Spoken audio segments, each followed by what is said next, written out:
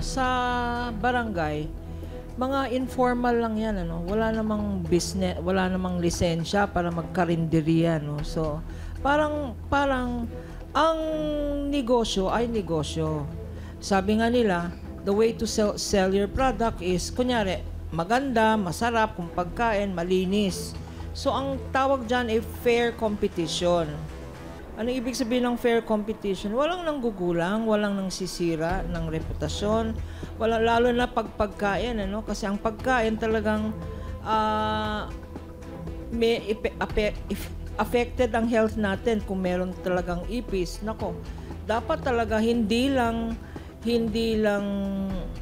lumipat ang mga kliyente, dapat isarado talaga kasi health issue yan, no? At dapat talaga magkaroon ng inspeksyon ng barangay.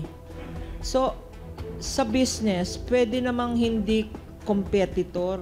Pwede kayong maging kaibigan at pwede kayong magtulungan, hindi ba? Kasi ang magbebenepisyo dyan ay ang barangay. So, isipin nyo na lang, serbisyo nyo sa barangay na magbigay ng masarap na ulam, hindi yung naninira kayo sa isa't isa. At kung talagang magaling ang pagkain nyo, baka pwede pa kayong tulungan sa negosyo ni Mama Carl, no? Kung maganda ang pagtutungo nyo sa isa't isa.